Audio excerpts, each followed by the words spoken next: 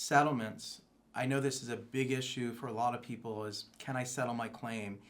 And interesting enough, there are various options out there for people to settle their claim. One is you allow the claim to close and you get what's called your permanent partial disability award. Another way is you might get yourself retrained, and there's different options with retraining. But the big option when we talk about settlement is mainly for people that are over the age of 50, and you do what's called a CRSA.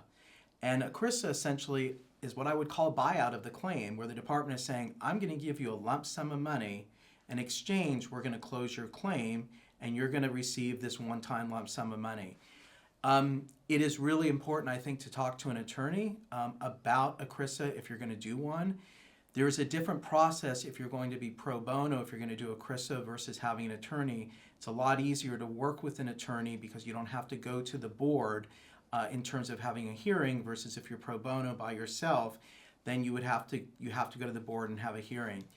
Settlements with using a CRSA can be complex when you're dealing with the department or even with self-insured employers, because honestly, they sometimes will lowball you. They're not going to give you what the value of the claim is. And if you're working with an attorney like myself or someone in my office, we're able to value the claim. What is it worth? And start negotiating what a CRSA would be.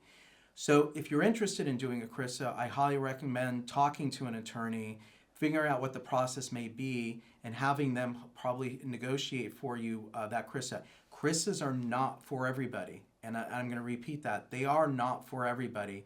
And if you were to talk to an attorney, ask what your options are. It may be that a CRSA is not best for you. If you want to return to work, a CRSA is great for you.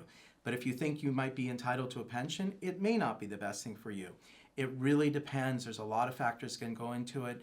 And this is something that I highly pride myself on. I've done a lot of settlements, doing CRSAs over the years, and I think we get fair value for the money in terms of the claim, and I enjoy working with people on doing these type of agreements.